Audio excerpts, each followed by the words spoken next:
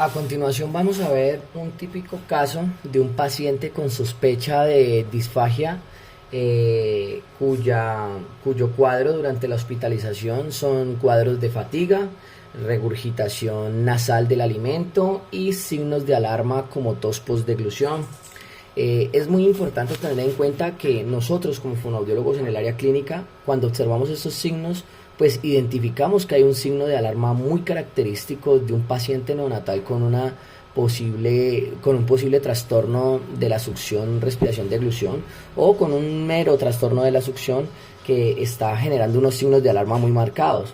Sin embargo, cuando solicitamos la videofluoroscopia es un medio que nos ayuda grandemente a identificar qué está pasando a nivel interno de este paciente y asimismo identificar si los signos de alarma observados son dados por un cuadro de reflujo o disfagia baja o si definitivamente son un trastorno orofaringio, por un trastorno de la triada succión, respiración, deglución o de la succión o de la deglución como tal. En ese orden de ideas vamos a ver el caso clínico de un paciente con antecedente de neumonía broncoaspirativa, además de esos signos de alarma durante la ingesta de alimentos, y entre uno de ellos estaba pues la regurgitación nasal. Podemos observar el típico caso de un paciente que está realizando una succión. En este momento no se ve una succión muy vigorosa, sin embargo es continua, es efectiva, ayuda a sacar cantidades aceptables de alimento de contraste del biberón. Sin embargo, tenemos unos hallazgos bien interesantes que nos pueden ayudar a empezar a identificar por qué este paciente presenta los signos que viene presentando en el momento de la ingesta de alimento. En ese orden de ideas, lo que vamos a hacer es identificar como primera entrada que el paciente está presentando un ingreso de contraste hacia la nasofaringe. ¿Dónde lo vamos a poder observar? Lo vamos a poder observar de la siguiente manera. Lo vamos a observar con una línea donde vamos a identificar cómo el paciente está presentando ingresos de contraste hacia la nasofaringe. Los podemos observar aquí, a esta altura. Vamos a observar cómo el contraste ingresa a una zona que no debería ingresar, que es la nasofaringe. ¿Por dónde ingresa? Muy sencillo, vamos a observar por dónde ingresa el contraste. El contraste ingresa de la siguiente manera. Vamos a explicarlo aquí. La lengua debe hacer un selle que se llama el selle palatogloso. ¿Cómo sucede ese selle? Sucede con elevación de la base de la lengua que vemos aquí y con descenso del velo del paladar.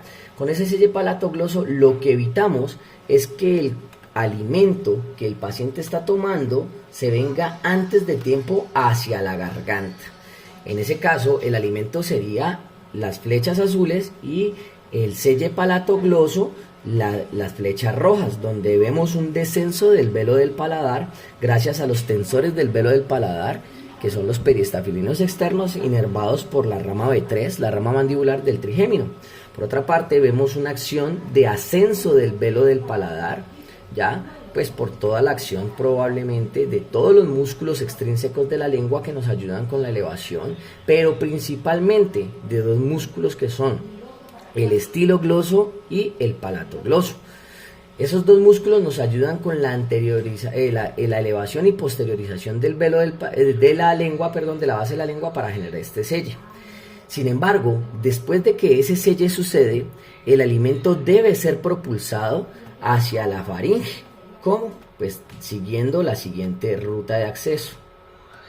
En ese orden de ideas, para que él sea propulsado, el selle palatogloso debe romperse. ¿Cómo se rompe? Pues sencillamente con el ligero descenso del velo del paladar, ligero descenso de la base de la lengua, ya que ella va a empezar a hacer movimientos peristálticos de propulsión, y con la elevación del velo del paladar, cuya acción no solo será elevarse, sino juntarse con el recto faringio o constrictor faringio. ¿Cómo? El velo del paladar se sube y se anterioriza y se junta con la peristalsis del recto faringio para generar este selle que se llama selle velofaringio. ¿Cuál es su intención? Evitar que el alimento no se ingrese hacia la nasofaringe y obviamente provoque regurgitaciones nasales. En ese orden de ideas vamos a observar cómo la coordinación del ascenso velar está disminuida. ¿Por qué razón? Porque a pesar de que el paciente es capaz de generar un selle palatogloso, ya, o sea, la base de la lengua sí se eleva de manera efectiva y toca con el velo del paladar en descenso, el velo del paladar no sube completamente, como lo podemos observar a continuación. Lo voy a hacer en cámara lenta y podemos observar literalmente el ingreso de contraste hacia la nasofaringe. ¿Listo? ¿Cómo lo vamos a ver? Lo vamos a ver en cámara lenta. Vamos a verlo aquí. Voy a ir paso a paso. El velo del paladar no presenta un ascenso total. Voy a señalar con la flecha roja el ascenso del velo del paladar debería de ser así y juntarse con el recto faringio para generar el selle velofaringio. De esta manera el contraste que quiere ingresar no puede pasar. ¿Por qué? Porque está este selle que está en las flechas rojas. Sin embargo, cuando el ascenso del velo del paladar es disminuido o la peristalsis disminuida, el efecto de ese selle es disminuido. ¿Y qué vemos pues a continuación? Con la flecha morada voy a señalar de arriba hacia abajo más o menos por donde vamos a empezar a ver el ingreso de contraste. Lo voy a empezar a señalar poco a poco cuando lo empecemos a ver. El paciente empieza a comer y ahí empezamos a ver el contraste. Mírenlo aproximándose, ingresando progresivamente hacia la nasofaringe y mírenlo como cada vez entra más en la cavidad nasal. Y pues obviamente en una comida de larga duración donde el paciente consume grandes cantidades, lo que vamos a observar es claramente que el alimento termina regurgitándose por la nariz. ¿Listo? Bueno, esos son unos hallazgos bien interesantes en una videofluoroscopia que nos ayuda a identificar si el paciente tiene un riesgo broncoaspirativo. Entonces, ¿qué observamos? Pues sí, tenemos un déficit del selle velofaringio, pero este no está generando riesgo broncoaspirativo en el momento. ¿Por qué? Porque observamos durante la videofluoroscopia que el paciente, por el contrario, a diferencia de la parte superior, en la parte inferior sí genera un buen selle laringoepiglótico y además de eso un buen flujo de paso de alimento hacia el esófago, de tal manera que la deglución termina siendo eficiente. En ese orden de ideas podemos observar que el paciente tiene una deglución segura, ¿ya? Tiene una deglución eficiente. Sin embargo, debe mejorar el selle velofaringio para evitar que los residuos que se quedan en la nariz, primero que todo, salgan por fuera de ella o que por residuo, cuando el paciente duerma, sí puedan ingresar y vulnerar la vía respiratoria. Este estudio le generó al grupo multidisciplinario tratante generar las estrategias terapéuticas para mejorar la función deglutoria del paciente. ¿Por qué razón? Porque observaron que mejorando la movilidad del velo del paladar iban a conseguir que el paciente consumiera el alimento de una manera mucho más eficiente, mucho más segura, ya que el déficit se encontraba solo en la zona velofaringea.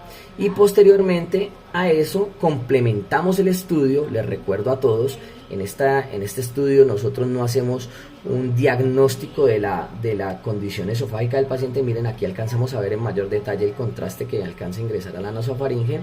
Sin embargo, sí hacemos un pequeño tamiz de la zona esofágica y vemos el comportamiento del alimento para que el médico tratante se haga una idea de la condición esofágica del paciente y si requiere descartar algún cuadro esofágico, lo puede hacer con exámenes mucho más dirigidos hacia la condición esofágica.